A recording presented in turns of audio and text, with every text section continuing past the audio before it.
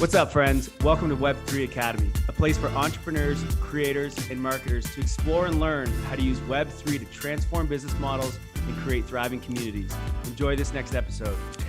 GM.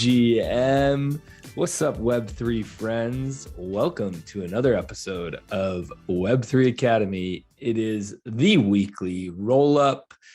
I'm Jay Bird, coming at you from Whistler, Canada, and joined as always by my co-host, Kyle Reedhead. What's up? What's going on, friends? We got a great show today. I'm excited. I have to do some push-ups as well. Thanks, Raul. There's things happening in this episode. This is gonna be a weird episode, but let's do it. I got my, I got like a Lulu shirt on and some Under Armour shorts, so I'm ready to work out. ready to work out during the pod. I love it. Come prepared to do some push-ups. Kai, how many push-ups do you have to do? I have to do.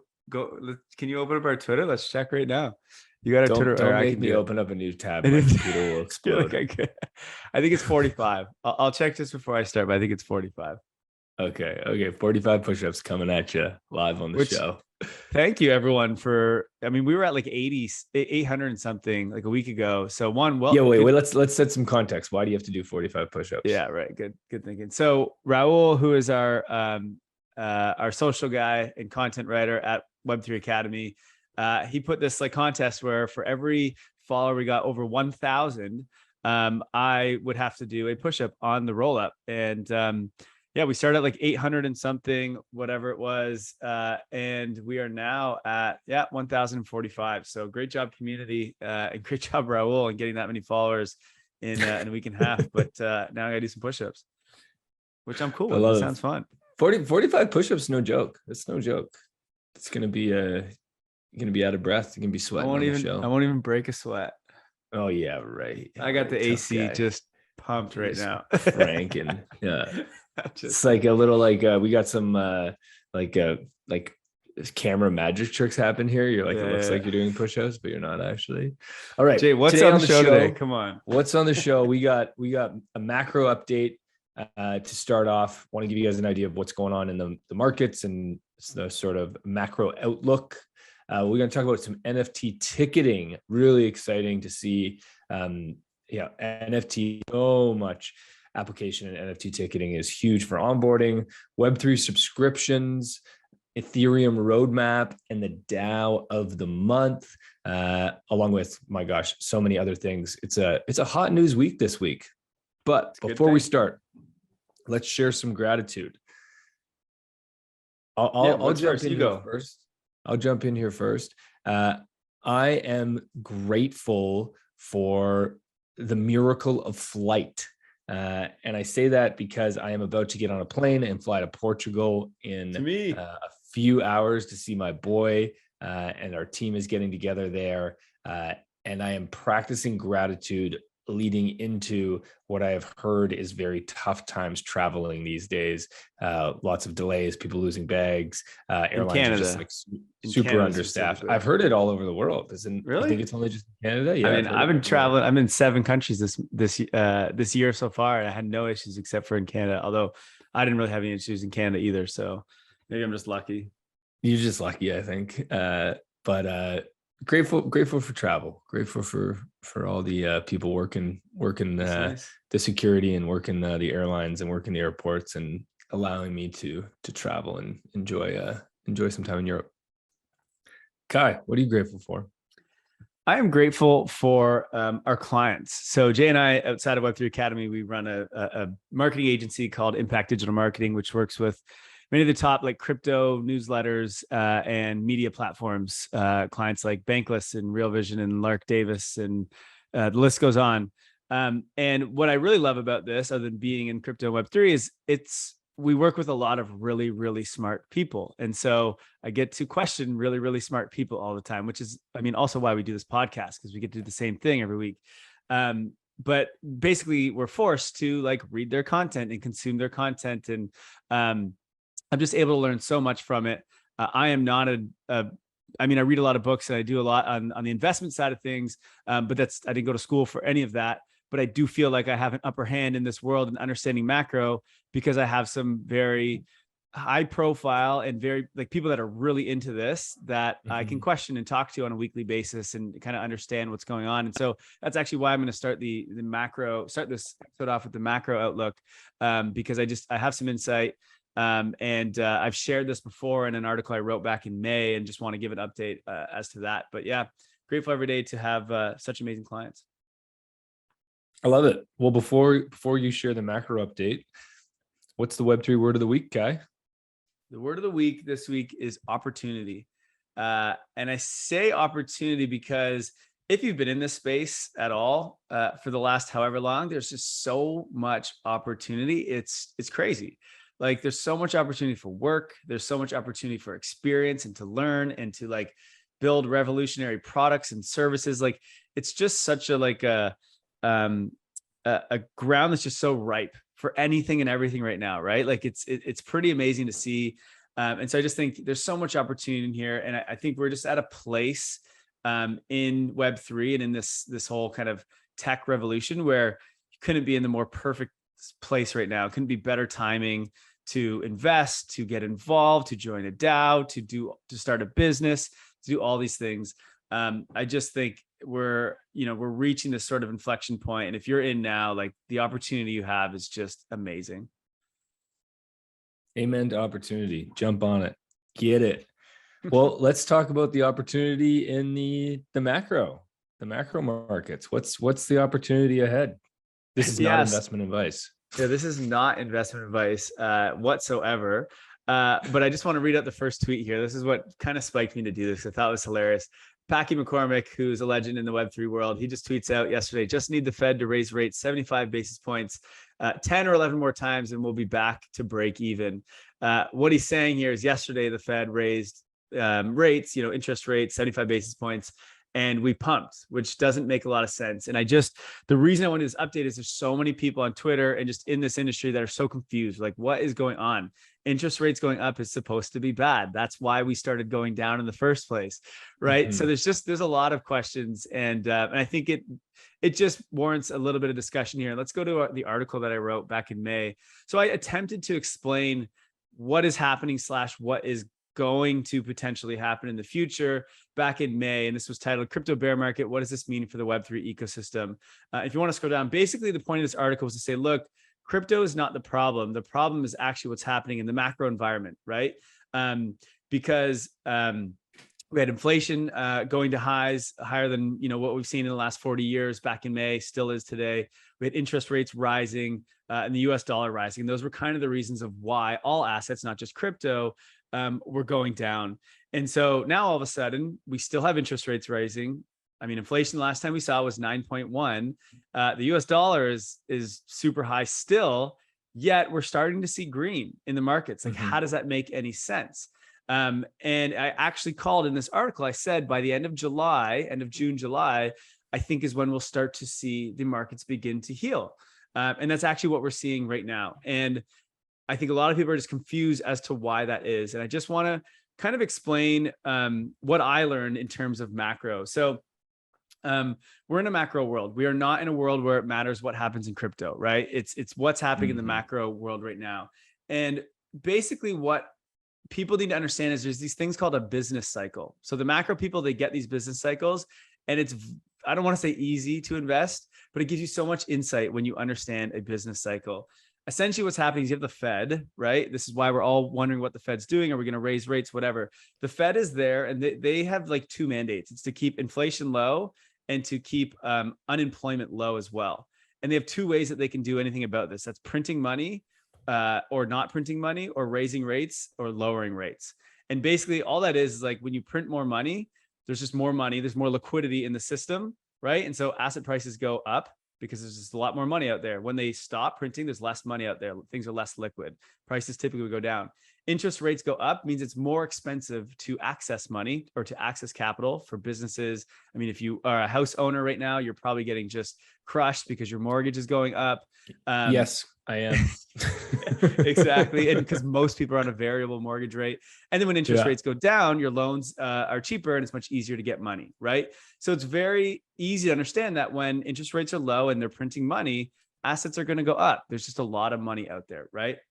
And this is the business cycle. Basically what happens is every X amount of years, you get an expansion of the balance sheet, meaning there's lots of money out there, whether that's because interest rates are low or because they're printing a bunch of money. And if you see this chart here that we have, it's basically this, like, it goes up and then it goes down, it goes up and it goes down. And that's just expansion. So we print a bunch of money and then it peaks, and then we have recession, right? Which is basically a contraction where we make it money more expensive, essentially. And then it goes down into a recession, and then we have forced to print money again, and we just keep going. But the trend is always going up. And that's why if you look at like a zoomed out version of the stock market, it's just up and up and up for, 100 years.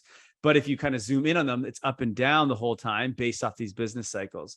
And so what's actually happening right now is these business cycles are happening much, much faster than we've ever seen. And it's always kind of done it this way, is where they get faster and they get faster and they get faster because they get more exaggerated. We have to print way more, which means we have to like restrict much quicker. And so you kind of see the cycles really, really speeding up. And that's the confusing thing for most people. But where we're at right now is, if you look at inflation, which is the first one we talked about, if you look at the things that drive inflation, like commodity prices, so our food and things like that, and then you look at oil, those are all going down. They are all going down significantly, yet it didn't show in the inflation numbers that the Fed showed last month, whatever it is. The next one I think is August 10th. And that's because it's a lagging indicator. So what most macro people, like, the job of a macro person is to look at what is the Fed going to do, right? And so macro people are looking 18 months in advance. Right. And then retail people are reacting to things that are happening right now. We're like, oh my God, inflation is high right now, I'm selling everything. Right. Whereas macro people are like, oh, I knew inflation was going to be high 10 months ago. So they're already positioned. Right. And then the markets are somewhere in between. They are future, they're forward indicators, but they're somewhere in between retail and these like kind of macro people / the Fed. And so inflation, we're already seeing, is probably going to start coming down in the numbers, whether it's the next one or the one after that. If it's the next one, that's really, really good. If not, whatever, that's fine. And then we have interest rates are still going up. But again, this is what the Fed is doing right now. What you need to understand is, what is the Fed going to do next month or the month after that, or for the next 6 months, and so on and so forth. It's kind of, you got to look further out the line here. Timeline. And so the timeline, exactly. And so basically what I wrote in that article was like, look, they're going to raise rates for a while, but by June, July, somewhere, they're going to change their tune, because they can't just keep raising rates. Because if you're a house owner and your gas is now, 3x what it used to be, your mortgage rate is going up crazy. Like, they can't break the system. If they do that, the entire country of the US falls apart, which means the whole world falls apart. They just can't do it, is what I explained in that article. So it's like, yes, they will push the limits until the seam starts to pop, like your buttons start to pop off, and then they're going to change tune. And so what we're waiting for is, when does the Fed start to change and go bring the rates down? And even though they just went up, again, one more time, why did the markets go green? It's because they started to give the idea that they're about to start changing. So again, we're not looking at what they did today. We're looking at what are they going to do next time? And what they said was, this is finally, they started to say, we don't know where we'll go next time. We might not keep raising, right? And actually, Raul had a tweet here, Raul Paul, where he basically said, what they said is, there's no clear guidance going forward. It's going to be a meeting by meeting thing. It's data dependent, right? We're going to be nimble, which means, okay, we're about to start changing our tune and we're going to go back down. Now, probably they'll pause first and wait, but then eventually they'll go back down, kind of thing. So because of that reaction is why the markets are starting to go, oh, it's changing now. It's coming. They're going to start having to lower rates. And eventually, and probably a little bit longer, they're going to have to print money. And the reason is because a recession is coming, right? So in the inflation story's over, right? We don't know that yet, but you'll see it in the numbers soon enough, most likely. And that's not a certainty. I just want to say that, but it seems like that's where it's going. But the big thing here is, what's happening is we're about to go into a recession. I think China's already there. Europe, I think, is already there or close to. And the US is like free falling. It's like fast, because they've raised rates and they've done all this so fast. And most people think, well, recession, that's got to be a really bad thing for markets, right? And really what the answer is no, it's actually a really bullish thing for markets, because recession means that growth has collapsed, which you would think would be really bad. But what that means is, when you go into a recession, what does the Fed do?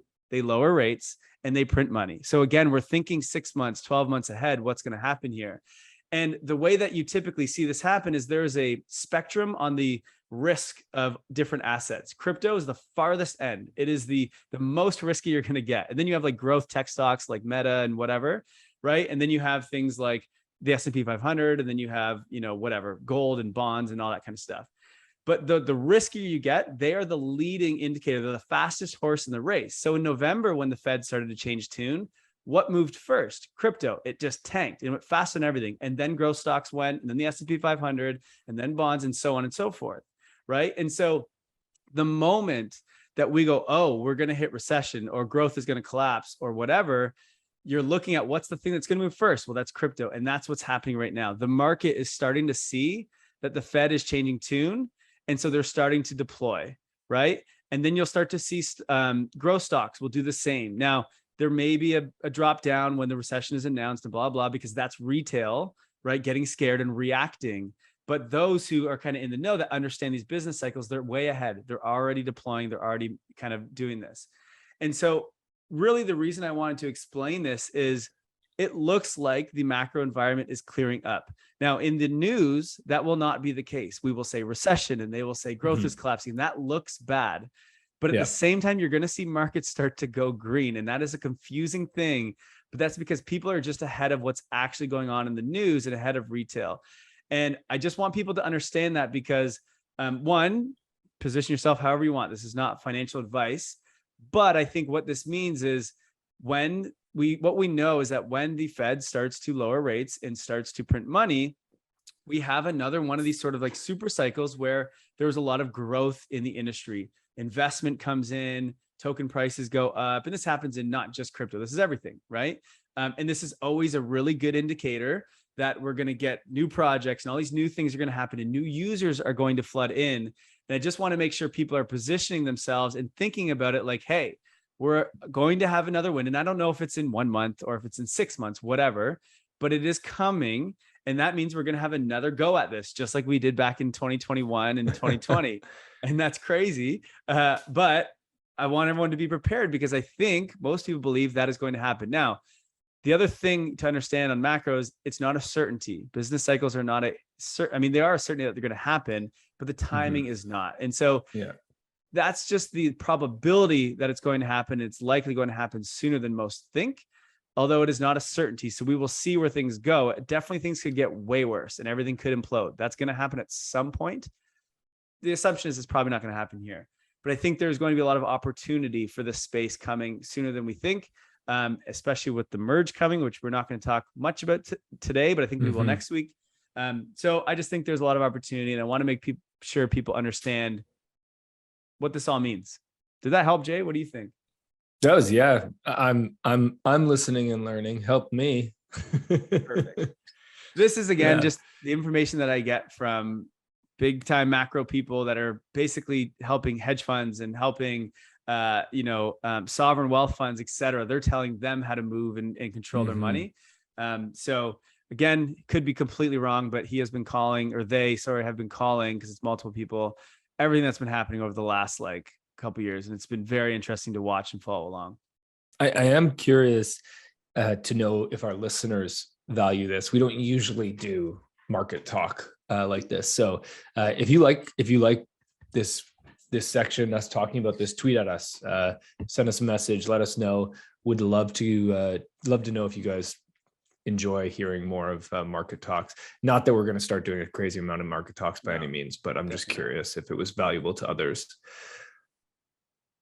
All right, let's onwards. Kai, do you want to do some push-ups? What are you going to do push-ups? Okay, I'll do push-ups. I'm not doing 45 in a row though. That's too much. How are you going to do? And am I just going to sit here and watch you, or can I just start talking about the next thing? I think we got to get T to play some music while I do this, but I don't know. Let me, this one's for Raul. I'm going to bang out 20, maybe 25. We'll see how I feel. You got to unblur your screen. Otherwise I'm not going to be able to see you. There you go. Okay. Yeah. Okay. Move the mic. Okay. Kyle is, in what looks like a prison cell of a bedroom right now, and he's down in push-up position. 1, 2, 3, 4, 5. Great form. 6, 7, 8. He's looking strong. 9, 10. Little red. 11, 12, 13, 14. Very strong. 15, 16. Damn impressed. 17, 18, 19, 20, 21. Wow, 22, 23, slowing down, 24, 25, 26. Oh boy, he's got energy. 27, 28, 29, 30, 31. Oh my gosh. 32. So let's do that and we'll do the rest after. Wow. Well done. Well Thank done. you. Thank you. I'm impressed. You've been working out clearly. I love that you counted it. Thanks for that. Now he's red in the face and a little bit out of breath. All right. Next up, the Open Metaverse Alliance was announced this week. So basically, multiple virtual worlds have come together to solve key challenges of the metaverse and preserve the freedom of information owned by users. You can check out the Open Metaverse Alliance at OMA3.org. Essentially, let's see who came into this. We have Alien Worlds, Animica Brands, Dapper Labs, Decentraland, Decentral Games, M2verse, Space Metaverse, Superworld Apps, The Sandbox, Upland Me, Crypto Voxels, and Wivity. I don't know that one. So a group came together to create standards for this. It's funny, this announcement came after I saw a tweet right before. So I don't know if this this is from Kai Turner, I believe is his name. He said, stop building metaverses, start building interoperable standards. And I heard an interesting take on this, which was, this was right after Other Side had just like launched their metaverse, and everybody's talking about like my metaverse, right? Other Side's metaverse, or Yuga Labs metaverse, or this metaverse over here, like these proprietary metaverses. The thing we have to remember is like, that's missing the whole point of the metaverse. The great explanation I heard was those are basically all mini-verses, right? So what we should do is we should stop calling those metaverses and we should start calling those mini-verses, because the metaverse, there will only be one metaverse if we get this right. Assuming we get this right and we do this the way that we all envision it, interoperable and composable, there will only be one metaverse, right? Now, there might be many mini-verses, which will be games and things that are off to the side. There will actually be hundreds, thousands. Just like we have one internet, but we have many websites and things like that on the internet. Yes. Exactly. And so you're reading the Metaverse book, right, Jay? Yeah, I'm bringing it. Yeah, I'm reading. Have you started it? Yeah. Well, this morning I was reading and it started talking about this, but for the internet.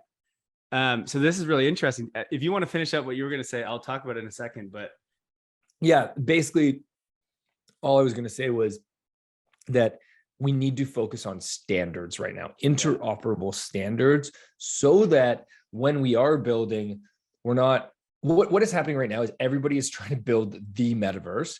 And then they're trying to say, hey, everybody else, come over and build on top of mine, right? You know, Yuga Labs wants to build the Other Side, and then they want everyone else in the world to expand their metaverse. But that's not the way this works. The way this works is we create interoperable standards that permissionlessly allow anybody to build in a open metaverse, right? Ohm, which is Punk 6529's metaverse, seems to be one that is doing this, and they're actually not mentioned as a part of this Metaverse Alliance. It was a bit funny to me, but so we'll see where this goes. But I think it's important to think about this miniverse versus metaverse distinction. So it was just cool. Matthew Ball from Metaverse was the book that he wrote, and he was just talking about when the internet was built. It was Xfinity and I think Verizon that were basically trying to create their own internet that was sort of closed walled. And he's like, imagine that, but there was a bunch of people that fought for open protocols and kept it and had these sort of like interoperable standards. But he's like, imagine that didn't happen. He's like, you would go on a browser, for example, let's say you created a website on the Verizon internet or whatever browser, you wouldn't be able to use that in the Google Chrome browser. Like right now, we can go in any browser and we can see any website. He's like, that wouldn't have been able to be done if they did it the other way. They didn't have these open standards. He's also like, imagine you went to do like call someone or text someone. He's like, Verizon, like if you wanted to use Zoom, for example, Verizon could charge you like X amount if you did it within the US, and then it would be like way more if you did it outside of the US because that's not their jurisdiction. So like they would have to connect with other internets and allow you to talk with people outside of their domain kind of thing. And he's like, what a piece of shit the internet would be if that was the case, right? So these interoperable like standards, these open standards are so important. And so it's funny that it comes back around to the metaverse as well. We need it there too. Yeah. Next up. Legal structures for DAOs. So this was a article that was shared in our Discord. I believe it was from Chris is his name. CRIZZ. So this was just an interesting take. Since we're starting a DAO, I wanted to read this and kind of see what's going on. We also have some blockchain lawyers coming on the podcast that we're interviewing tomorrow. So it'll be interesting to learn more about this. But basically, it was just talking about how DAOs need to form legal structures. And it's really kind of a gray area right now for the most part. But he broke down, I think it was like the 5 or 6. If you want to scroll down, there's like 5 or 6, 5 different options. So you don't set up an entity at all, and you just launch a token and form a DAO. And basically the problem here is that there's liability. If you start to do things, the people in the DAO are now liable. It's not liable through like a corporation or something. You have tax burdens because there is no tax structure. So it's just depending on, for the people, I guess it's just taxes to them. And then it's harder to like sign contracts and like deal with real big businesses in the real world, because if you don't have an entity, there's no way to like sign a contract and stuff. So you're sort of left in the dark there. The next option, and this is, I guess, if your members are from the US, or the majority are, but is a US based LLC. And you can do this in like Wyoming and things like that. You want to keep scrolling down, Jay, to the US based one. Yeah. Actually, you can go back up to the 5. I'll hit each real quick. So there's US based, which is basically just get an LLC, and then you work just like a company essentially. And that's if most of your members in the US. Then you have an offshore foundation, which is basically like a non-for-profit. You can put your DAO under. Then you have an onshore foundation, which I believe is just in the US, an onshore foundation. And then you have a combination. He's like, you can also do both. So you can have a non-for-profit that does some of the things, and then you can have the LLC that does some of the other things. And he says that's more normal for the bigger DAOs, is that's kind of the route they're taking. Now, where this all goes, you don't really know. It's like we're trying to fit this like new primitive, this whole new idea into a box that was, made many, many years ago. So like, hopefully we just end up forming something completely different. Because one of the beautiful things about a DAO, and we just did it, is like, you can just have a big community from all over the world, and you can just launch a token and away you go. You can start, right? And this is just adds this extra layer of just kind of honestly bullshit that you have to do. And so right now it's kind of a gray area. We'll see what happens with it. I'm interested to talk to these lawyers about it on our podcast. So we'll see. Maybe I would bet they come and make up their own thing for what, a DAO is, instead of us having to fit into an LLC or a not-for-profit. But let's see kind of where that goes.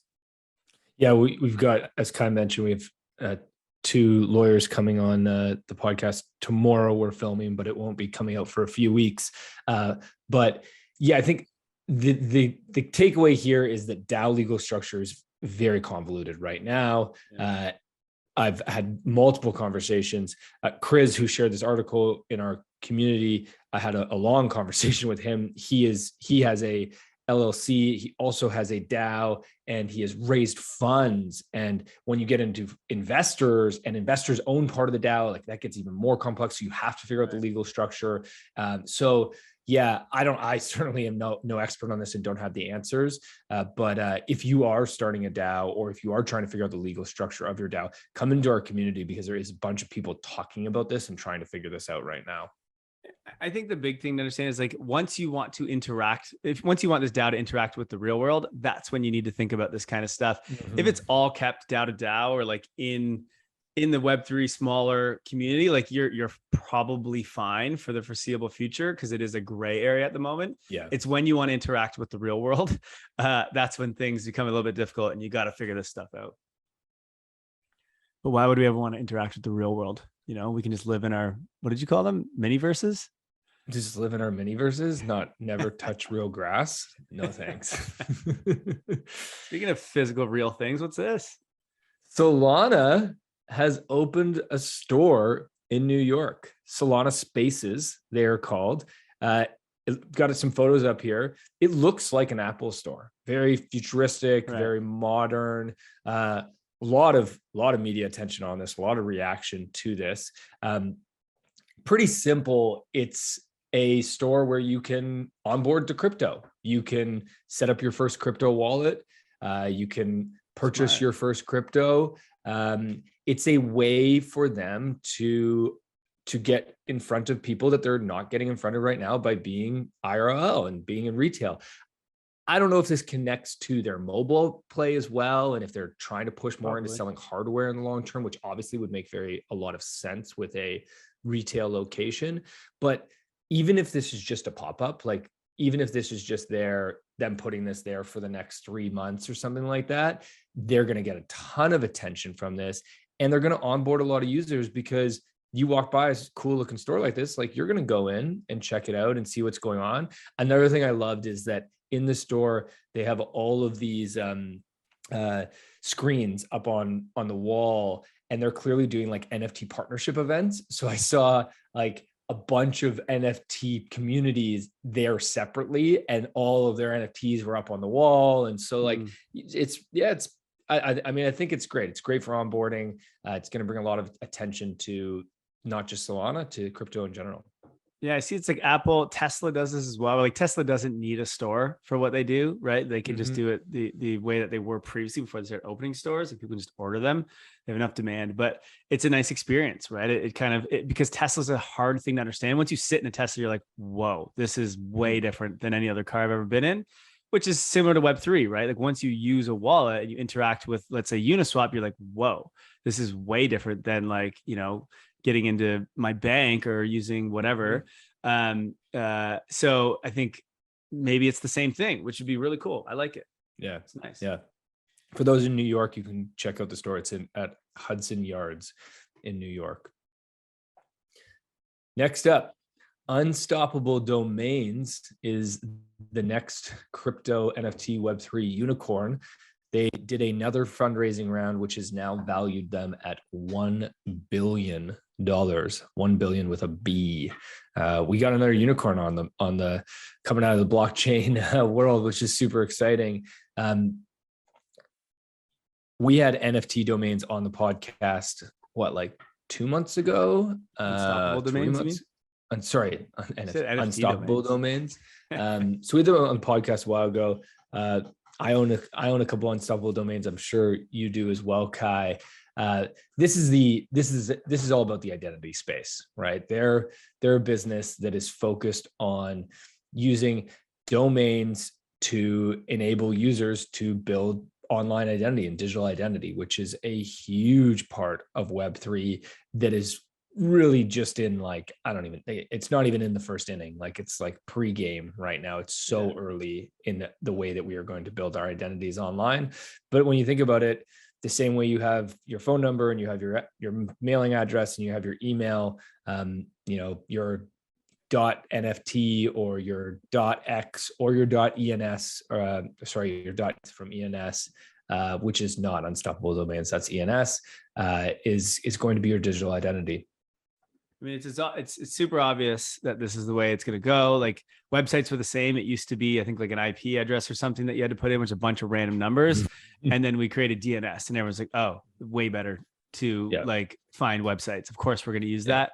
Same thing. You guys, there's a lot of people are like, oh, crypto's stupid. You got to use this 0x, blah, blah, blah. It's like 20-digit number. And it's like, yeah, the internet was the same thing before. And you don't think the internet's stupid. You use it, but you just need to create the tools. And this is another tool that just takes it. Basically, it's a layer on top of blockchain. So you don't have to think about these stupid numbers. Instead, you can just send me ETH to kylereedhead.eth. Please feel free to do it. And it's super simple, but I couldn't tell you on this podcast to send it to OX blah, blah, because I don't even know what it is. I have to go search and find my wallet. So it's just a better UX experience. And that's what Unstoppable Domains is really leading the charge in. Super sick. Shout out. Big fan. Bullish on Unstoppable. Chipotle is offering $200,000 in free crypto. They're also offering 1 cent guac and 1 cent queso blanco. Nice white cheese. Buy the dip, Eat the Dip is their campaign, which is absolutely hilarious. I mean, not much more to say other than Chipotle, you're amazing. You guys are hilarious. I think they also did Chipotle ever put Bitcoin on their balance sheet? I remember when things were popping off back in like 2020, 2021, Chipotle was doing something. I can't remember what it was, but anyway. Yeah, I think they put Bitcoin on their balance sheet. And then I think they also started allowing crypto payments in some of their stores. Okay. Yeah. Okay. So they're going in the direction. They're making moves. You know, it's funny. So in Canada, it's not Chipotle, but it's a shawarma place. What's it called? They're really big on Twitter because they put Bitcoin on their balance sheet, like really, really early on. I forget their name. I feel really bad here. Anyway, I had never been to one. I never heard of it, but I think it's just in Canada. But when I was home in the summer, I was driving by, there's one right by my parents' house. And so I stopped in and I got one there. And so like their marketing campaign, which is basically what it was, like they don't have a big balance sheet. They're not a big company. Right. It worked, it got me 2 years later. So it was awesome. I try to remember. Osmos? Was it Osmos? No, it wasn't that. I don't know. Anyway, well, way to go, Chipotle. We love to see it.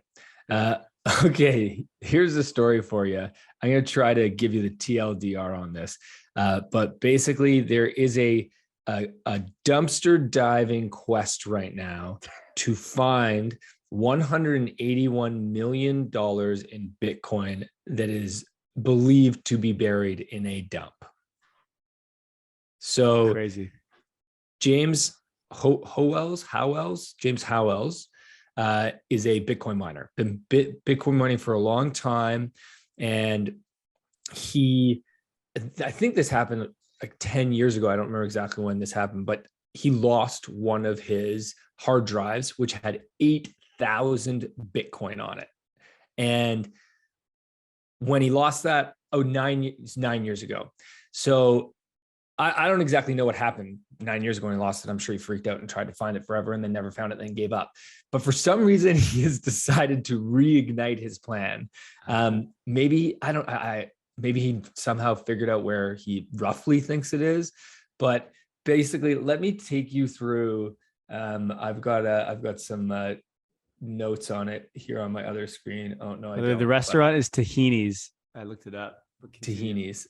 Actually, So basically, while you're doing this, I'm going to do the rest of my push-ups. Okay, I got 13 more to go. Do the rest of your push-ups. So essentially, what he's done is he's created a business. Kyle's currently doing push-ups. We're getting one. There's one.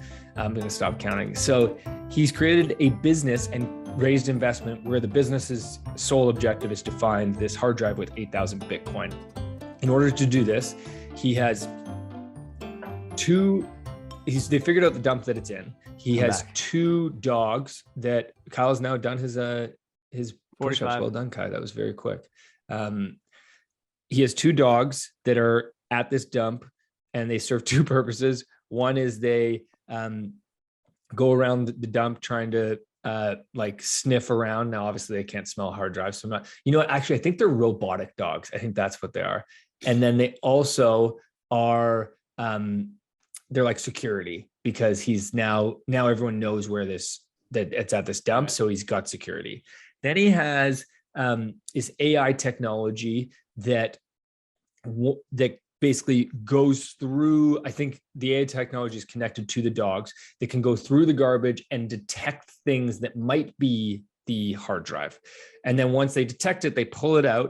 And then he has a team of 8, I don't know if you call them scientists, 8 people that go through all of the garbage that's pulled out that is suspected to maybe have the Bitcoin in it. And if they find this Bitcoin, here's what happens to this money. So it's 181 million at current prices. If they find it, 30% goes back to James, 30% goes to the team that's trying to look for this, 30% goes to the investors, and then 10% goes to his community, his town. He's going to give 10% of this, which would be like $18 million he lives in Wales, to his small town in Wales. He's going to donate 10%. So good luck, James. I hope you find your Bitcoin. If not, I feel like he's wasting a lot of money here to do this, but it's all you worth got it. investors. It's not his money. Right. True. I guess. Well, whatever. All right. Next news. And, every week I feel like we're announcing something that's being built on Polygon. Well, here's another one, and this one's Mercedes-Benz is the latest to be powered by Polygon.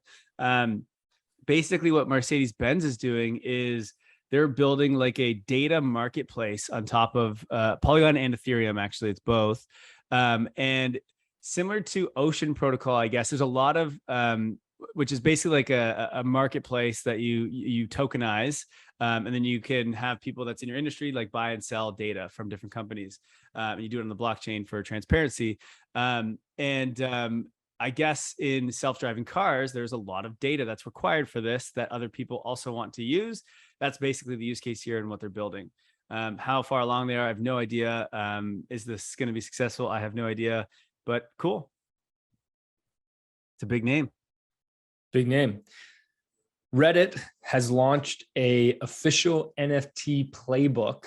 Reddit partnered with Vayner3 to create basically it's an ebook of, I would say it's like, it's part how to launch an NFT, but it's also part like what the fuck is an NFT and like understanding them. So it's a beginner's guide to NFTs, and it's their lead magnet for their NFT marketplace. Shout out to Web2 marketing tactics still being used and still happening. Of course, all that's still going to be involved. I like that you switched to Vayner3 instead of, it says Vayner NFT there, but you were I'm aware. Up to date. Yeah, that's very good. Okay, let's get into NFT utility. NFTs. So that was weird. This is a nice quick thread that came out. We talk about ticketing all the time. And so when I saw this thread, I was like, oh, this is the perfect opportunity to kind of explain some of the benefits of NFT ticketing. And then there's actually a use case at ETHCC that just happened that I want to talk about real quick. So here's a quick thread. I think there's 4 things that NFT Access explains here in this thread. So what are the kind of benefits of NFT tickets versus normal tickets? Like, do we really need them, right? So here's the advantages. 1, it prevents fraud. Blockchains are a trusted, decentralized source for authentication. Purchasing tickets on the resale market, people often can't separate authentic tickets from fake ones. NFT ticketing allows us to verify the authenticity. This one's huge, right? Like, huge. This just in itself makes it good enough. Like, this is perfect, right? Because when you want to go buy a ticket on, I don't know, on like Facebook Marketplace or something, you don't know if it's a real ticket, right? Maybe they just duplicated it and are sending it over, right? Because oftentimes it's a PDF with a QR code. So that's huge. Of course, like, they actually going to send it to you. We don't need a third party to do that. So that's huge. Lower fees and markup control. On major ticketing platforms, the fees can cost up to 30 to 40% of the ticket's face value. That's crazy. NFT ticketing platform fees are minimal in comparison and gives creators more options to control resale and markups via usage of smart contracts. So that's really cool. More revenue for creators. This is also an obvious one and a big one, I think, that NFTs unlock, which is creators usually have no benefit from the resale of their tickets, and the cost associated with issuing tickets is high. NFTs as tickets brings more revenue to artists, creatives, and event hosts in the form of royalties from every sale. So like, what often happens is you launch it for your concert or your game, whatever. Tickets are like, let's say $80, and then they go out on secondary market, and it's the scalpers selling like a large percent of all these tickets for like hundreds or thousands of dollars. And the artist or the creator is making just whatever they made on that, $50 or $80, whatever the initial was, and they make nothing off those resales. So now you can put a royalty on it, and now you can now scalpers go do whatever they want. If anything, you probably want to help the scalpers go out and promote this stuff, because now you're going to just make more. So it's a great opportunity, I think. And then reusable. Tickets have always been single use. Now, this is less of a problem. I don't know how many people actually have there are still print tickets everywhere. But I mean, we don't need Web3 for this necessarily. This is the one thing that I would say is there's a lot of things that happen in Web3 that aren't necessarily needed. You can just do them digitally in Web2. But NFT tickets live forever on the blockchain and always in possession of the attendee. This gives creators the opportunity to reward fans and reuse these NFTs in the future. I guess that part is cool, because you can always go back and go, who were the people that attended that one event? And you don't need to worry about people changing their emails, or like, if it was all just paper tickets, like, someone's got to try to prove that they went to this concert like 10 years ago and find this paper ticket they left in a shoebox. Like, no way. So the blockchain is a great unlock for that. So Unlock Protocol is is a platform that we've actually used, a protocol, sorry, that we've used. We had them on the podcast many, many months ago. Really, really cool what they're building. Basically, they're building a platform where you can gate access and do memberships and things on NFTs. There's a lot of different utility around NFTs. And we use them for our proof of completion NFT for the rabbit hole course that we created. If you've not taken that yet, go do it. It'll get you fully up to speed on Web3 and where the space is going. And then you can mint your own NFT, which is done through Unlock Protocol. But what Unlock Protocol did is they partnered with ECC last week in Paris. They had the largest, conference in Europe for blockchain. And for Ethereum. Yeah, which is the biggest of all the other ones. The biggest, right. So basically what they did is they wanted to have a cool experience where it was actually NFTs rather than like your normal ticketing process. And so it was thousands of people that they had to do this for. Weren't really sure if they were going to have the right UX for it, if it makes sense. Like, we're not really there. Thankfully, anyone going to ECC probably already has a wallet and, has probably used an NFT before. But basically what they did is Unlock Protocol built in a bunch of new features. And they allowed for, there was different levels, like tiers of these tickets, depending on who you were. If you're a speaker, if you're a sponsor, you get a different badge. And so there was a different NFT that you could buy. Basically they sold them at certain times. They sold it really quick. The user experience was really good to buy the NFTs, went directly into your wallet. They made it where they didn't want reselling. They wanted only people that bought are the ones that get it. And so Unlock Protocol could do that. So that's one feature that you can't really get in Web 2, I guess, is that sort of like the soulbound NFT essentially is what it was. They didn't want any reselling, though. I think that's one of the best unlocks of NFTs. So I found that kind of weird, but whatever is what it is. Like, what if you couldn't go? It'd be nice to be able to sell and give my ticket to someone else, But anyway, nice. This is what they wanted to do, but they also wanted the check-in process to be with these tickets. So basically what they did is the NFT actually gave you a QR code. And so basically you had to use this QR code, which was like essentially attached to the NFT. And that was the way that you would scan and you could get in. So it made for kind of a seamless process getting into the conference because they just scanned this QR code. The way they did it was kind of weird, but it was like the QR code sent an NFT, once you got the NFT, it sent a QR code to your email, and then you just had to pull up that email. So like, it was basically, they did it like the Web 2 model. Cause like I could technically just forward that email to anyone and they could use that QR code. So like they kind of lost, in my opinion anyway, it's just kind of weird the way they did it. But I think it's just the only way that the UX really works in this industry right now. Because like technically someone could hack into my email and then like go and use that ticket. And then when I get up there, I don't know that. Right. So I go use my QR code and it doesn't work. So that's the weird thing. The way to do that is they clearly don't have that next app developed. Unlock doesn't, but like Token Proof, which is an app that does this, which was used a lot at events at NFT NYC, does it basically connects to your wallet and proves that you have that NFT and then gives you a QR code in your app. But the way that they get around, like you can't share that QR code, is it's a constantly changing QR code. So if you screenshot it and send it to somebody, you would have to they would have to immediately use it, would be the only way it would work. Right. Oh, cool. So, I mean, that's the idea, is like, look, they did it. They proved that they could have thousands of people use an NFT and not really have any issues. I guess it was like, most of the people were like, yeah, it was pretty seamless, but we're still going to make improvements and it's going to get even better and better. Like the example you just gave. So super cool. Great job, Unlock. And great job, ECC, huge Unlock, for doing great that. Job, Unlock. Yeah. Okay, next up, Damien Hirst, who is a very famous artist. He's in his 50s, very top leading artist in the world.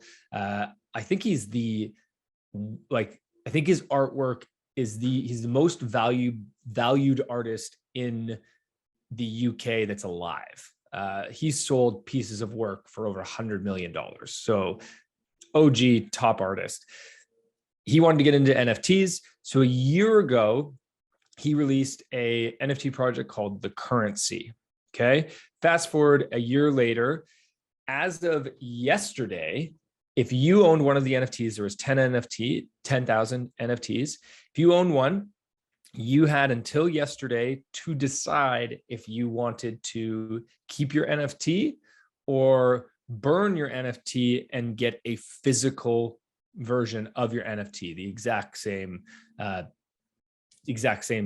picture basically, but in a physical version. And this led to a lot of questions. And Kai, I'm curious to know which way would you go? Would you keep the NFT or would you want the physical? And keep in mind that the physical is a Damien Hirst, which like is worth, potentially worth huge sums of money. Like there would be no way these were like, as of yesterday before the close happened, they were going for about like, I think 6 or 7 ETH. So that's like $15,000. Or sorry, I'm doing Canadian again. Like 10,000. So that's about $12,000, $10,000 to $12,000. I mean, I'm the wrong person to ask because one, I'm not super into art. I do like some art, but I'm not big into it. But I also don't have a home, right? I'm nomadic. So like, what am I going to do with this art? So, but I mean, I would probably get the physical thing. I'd leave it at like a friend's house or something until I buy myself a home. But like when I do that, yeah, I would definitely want it. I think it's a super interesting question because I think I would do the NFT because mainly even though I have a house, I don't want to deal with a physical version, right? The problem with physical art is it can get damaged. And if it's damaged, True. You're fucked, right? So would you put a screen up on your wall and display it? Exactly. Okay, interesting. Which is where I think we're going, right? Like I think 10 years from now, we're going to see a huge drop in, not a huge drop in physical art. Physical art will always be a store of value and collector item. But I think that NFTs on the art side, I mean, there's already a lot of people are calling this the summer of generative art. Art blocks projects are all minting out and just flying. Well, we're in a bear market. So yeah, I think I agree with you. The only thing that I'm just realizing, I didn't think of this before, is like, I don't like screens. There's a certain time in the night where you don't want screens after sunset. It's really bad for you. It's bad for circadian rhythm.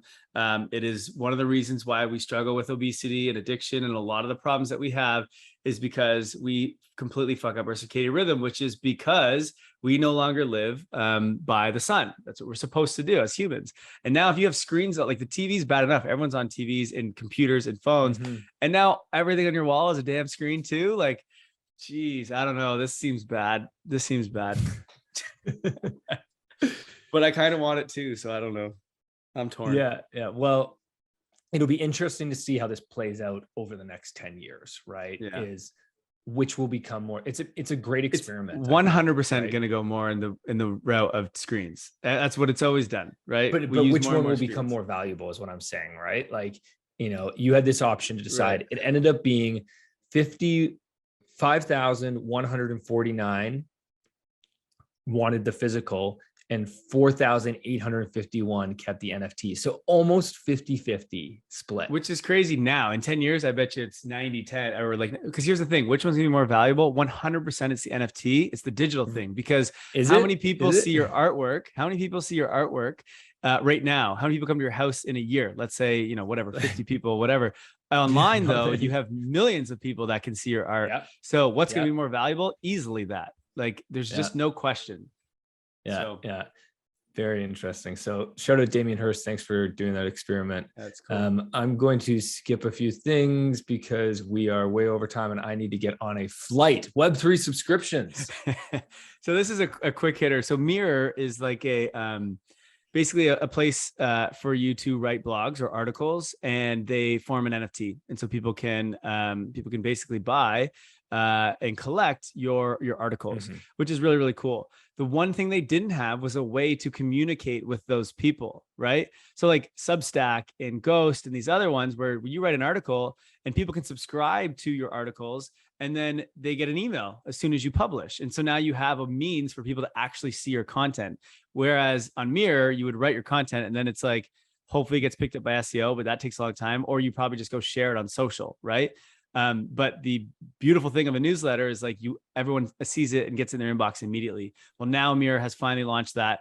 And so you can subscribe to publications on Mir and you can receive email updates on the new content. So Mir is now like a newsletter platform that also turns your articles into an NFT, and you can launch tokens on it. Mir is doing some really, really cool things, and they needed that communication tool, which all of Web3 does, and they elected to go with email, and I love it. Yeah. The ones and twos. Let's talk about the blockchain. What's going on with the ones and twos? Yeah, this is just a quick update. I'm not going to go through each one, but Vitalik was at ECC and he did his famous, if you want to just click on the picture there, Jay, it might be easier.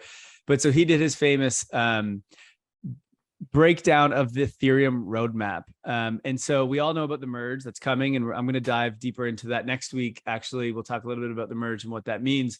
But there's actually a bunch of things all happening and being built right now. There's the merge, the surge, the verge, the purge, and I can't see what that is. Splurge. Splurge, that's what it is. Rhyming's fun. Yeah, beautiful naming. Good job, Vitalik.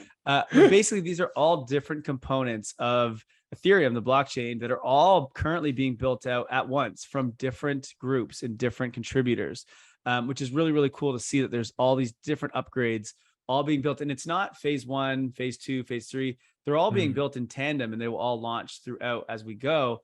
But it's interesting that right now, only about 40% of Ethereum's roadmap is completed. So we still have 60% of the way to go, right? This thing is already, already has billions of dollars worth of transactions, and it's settling billions of dollars, per day. And it's only 40% of the way built. So, what we think of Web3 now, what we think of Ethereum now, and kind of where the space is going is not even close to where it's actually going to be. We've still got more than half the way to go in the full sort of build of what Ethereum promises to be. And that, my friends, is really freaking cool. Yeah, we're so early. It's such a reminder of how early we are. We don't even know what this technology is capable of yet, or what it's going to do for us. Well, this is another layer of what we just talked about, of like the internet and how those need to be open protocols, et cetera. Then there's the metaverse, the same. And Ethereum is one of the foundations of the sort of the consensus and the financial aspect of it all, right? And so it's another open protocol that is a part of the internet. And so you're going to have these sort of 3 big mechanisms that all are allowing different things to happen, and they're all open and transparent, et cetera. And it's really cool. Yeah. Now, at the end of this, Vitalik is saying that Ethereum will be able to settle, was it 100,000 transactions per second, which would be incredible. Now, to be clear on that, that's just Ethereum. That is Ethereum, the layer 1. The Ethereum with its combination of layer 2s is millions and millions and millions of transactions per second. So this is, again, whenever I talk about scalability, 100,000 per second is actually not a lot. Like Visa still beats that, I believe. So that's not an unlock to the world. That's actually not that good. And that's what a lot of the layer 1s are saying. Oh, well, we can do 100,000 now. It's like, no one cares about 100,000. We don't succeed in Web3 if we have 100,000 transactions per second. We succeed when we have millions of transactions per second, because that's what this requires. So that's just the base layer can do that. Yeah. And that's fully decentralized, maximally decentralized. Then you have layer 2s, and we go to the millions and tens of millions. September 19th, the merge. Let's hope it happens then. That's the current date. Watch out for it. Aptos. We've got another layer 1 jumping into the game. Aptos has announced a 150 million Series A funding round, and this was started by a couple of the people who left Facebook from was it Novi and Demi? DM. So that was their old crypto token that they're going to make, and then Novi was their old wallet. Both of those got shut down, and so some of the leaders from those projects started taking the technology there and started building Aptos. And yeah, they got a big funding from big players: FTX, Jump, A16Z, Multicoin. All the big players. Okay, Web3 community updates. Big things happening in the Web3 Academy. I think I just said Web3 community. Web3 Academy community. Lots of exciting stuff coming out of our community. If you're not already in our Discord, you should join, because you'll be joining 785 members. This community is not about quantity, it is about quality. 785 is we're pretty stoked on that number. We're not trying to get a 10,000 person community. We're trying to get a badass, engaged community.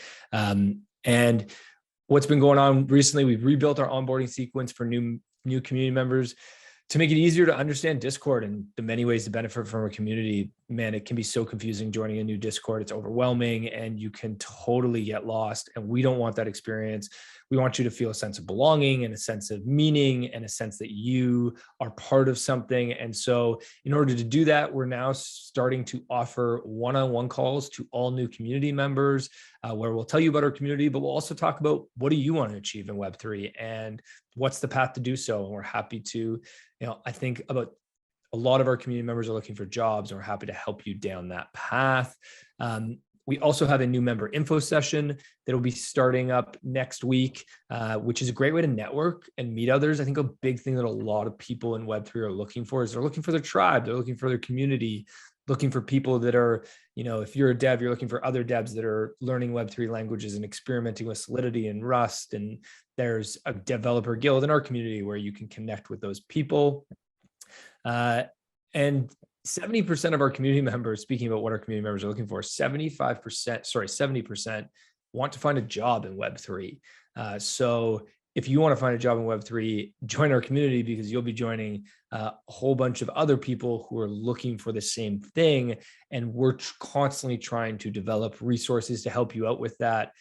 You can listen to our podcast or read our article that went out about a week ago, where we talk about the different ways to get a job in Web3 and the steps that you should take. I also personally am offering one-on-one consults right now for anybody that wants help finding a job in Web3 or figuring out their resume, or, should you have an off-chain resume? Should you have an on-chain resume?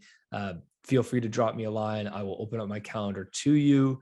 And happy to support you in that journey. We also have 57 members in the Web3 Academy DAO now, which is super exciting to see that many people actively building. And we have big news coming out next week about the DAO. So keep your eyes peeled and watch out for that. Kudos to everyone involved in the DAO. You 57 people rock. Absolutely. Okay, some final takes. So this is a cool one that I saw. This is Elliot's, who's actually from Coinvise, which is a great tool, by the way, to mint tokens and do airdrops and all the different things that you need for tokens. We did it. That's how we actually created our token for the DAO. But he tweeted out and just said, every company on earth will soon have a community. So if you learn to copyright, build narratives, leverage Web3, onboard people, build relationships, you become an immediate 10x asset for any company. And I just thought that was a really cool take. Those that are playing around in DAOs right now, which we're seeing it happen in Web3 Academy DAO, the things that we are all learning, we are learning at a rapid speed on how to organize as a community, how to use these different tools like POAPs and minting tokens and gating Discords and how to onboard people into the Discord and get them associated in the community and do these events. Like, it is so much. And all communities, all companies are going to do this in the future, because community is literally everything when it comes to digital. And so when you start to learn these things, like, it's such an unlock, and you're going to be able to get any job from any company in the future. So kudos to all those, specifically in Web3 Academy DAO, but all DAOs that are playing in the sandbox and learning all of these type of skills. It's going to be huge in the coming years for you. So here's a hot take for you. This week, a CryptoPunk sold for $3.3 million, which was just over 2,500 ETH. And it was sold. One of the reasons why it's so valuable, it's one of the more rare CryptoPunks. It's an ape punk, so very rare, but it also is very valuable because it's being used by somebody as their Twitter profile and as their name, @punk4156, who is one of the founders of Nouns DAO. And so it has a brand behind it beyond just being the punk itself.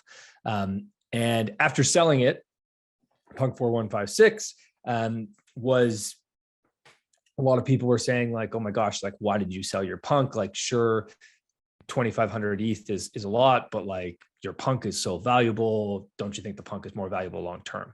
And so here's what he says. He says, I think there are two main categories of owners. One, those with so much ETH, they're indifferent to spending 2,500 on a Punk. And two, those who don't understand how valuable 2,500 ETH is going to be. It's a good take. So, really good take, because I think there is this belief that what is more valuable? Is the NFT more valuable, or is having the ETH more valuable? And he's sort of saying, he finds himself in the bit of the middle because he's done very well for himself and he has a lot of ETH. So he definitely sounds like the founder of Nouns DAO is bullish on the merge. That's very bullish on the merge. But I mean, 2,500 ETH, it was at 3 million or something you said in ETH. Yeah. And we're at lows. And like, I think what people need to understand is like, I'll get into it next week. Actually, we're going to get into the merge. Let's save it for next week. Yeah. But interesting take. What is more valuable? And I think this is something that everybody should always be thinking if you have NFTs, is like, is the NFT more valuable, or is the ETH more valuable long-term when you look at the potential of staking and getting yield from ETH, as well as the long-term value potential increase in the price of ETH. Talking a lot of markets. Right, here's a funny tweet for you. So director of vibes seems to be a Web3 thing. As someone who has a long enough career to remember webmasters, rock stars, and ninjas as titles, trust me when I say, get a real title. I don't know. Like, the one thing that is constantly said in the Web3 Academy community, which is fun, is like, this DAO is it's built on vibes, and it really is, right? It's a social community. And so it's all about the vibes. And so someone to make sure, I feel like, Jay, you're director of vibes of Impact Digital Marketing. Definitely no doubt that there needs to be vibes, right? Like there needs to be culture. There needs to be like a sense of belonging. And that comes from having vibes. I can't think of a better word to use other than vibes. I just think that the word vibes is so overused. Yeah. And also director of vibes, when you're looking to fire, when you're looking to fire during a bear market, director of vibes is number one on the list. That's for sure. It works in bull markets, doesn't work in bear markets. That tweet was from at Kai Gani, by the way, on Twitter. Kai Gani, you're putting out great stuff. Keep it up. Okay, our DAO of the month. Give me a little drum roll. Our DAO of the month is Klima DAO. And I'm not sure if it's Klima DAO or Klima DAO. Kai, do you know? Klima. I have no idea. So why is it Klima DAO? Because they are fighting climate change, and they're doing it in a very interesting way. Essentially, what Klima DAO is doing is their mission is to increase the price of carbon offsets, because if we increase the price of carbon offsets, then companies have to spend more and pay more attention to the carbon footprint that they are causing. So basically what Klima DAO is doing is they're sort of like, it's like a DeFi play, except with carbon assets and carbon offsets, which is fascinating. A lot of people call this refi or regenerative finance, which is, we should actually probably do a podcast at some point on refi. Fascinating topic, and a lot of really cool projects in the space of refi, right? And brings a lot of attention to the fact that that crypto and Web3 is not just about making money. Refi is about regenerating the world and making the world a better place. So what Klima DAO is doing is they are buying carbon offsets. And one of the problems is that carbon offsets they're only available to like large businesses. And so carbon offset, for example, would be like somebody goes and plants 1 million trees, right? That is a carbon offset to a carbon footprint that someone is causing. So what you can do is, as a business, you go buy you're not buying those million trees, but you're basically buying the carbon that those million trees are pulling out of the world to offset your carbon footprint that you're putting into the world, right? And so Klima DAO is buying all these carbon offsets, and as a result of buying all these carbon offsets, they then are able to sell them to any business or anybody that wants to offset their carbon footprint. So, and you can do that all through crypto. So really, really powerful and fascinating project, and also important, I think, too, because there's so much attention on crypto and Web3 as being not environmentally friendly and not carbon neutral, and and mining does take up a lot of energy, and that's why we're all excited about the merge and proof of stake and all of that. So this is a great project that brings a lot of attention to, oh wow, like look at all the great stuff that Web3 is doing to improve the environment. I mean, we had that PR episode a few months ago or a few weeks ago, and we need more good stories. We need to do good things for the world, right? If we just keep buying and selling monkey JPEGs, Web3 is going nowhere. But when we can get these good stories, then and make change to the world and impact the world in a positive way, that's when you get the good stuff. And so, yeah, great job, Klima DAO, whatever you are. Klima DAO. I think it is Klima DAO. Couple interesting facts about them. One, I found this out while I was researching them. They are a fork of Olympus DAO, which is a DeFi platform. So really interesting to see. I think Olympus DAO was a stable coin that went to zero. I think. Was it? I think so. I'm gonna just double check on that, but I think it was the OHM token. OHM token. You're right. Olympus DAO has also facilitated the removal of over 18 million metric tons of carbon from the market. Pretty incredible. And that's essentially equal to planting 87,000 hectares of forest, or taking 4 million cars off the road for an entire year. So we'll put the link in the show notes. Check out Klima DAO. Somebody tell us how to say it, please.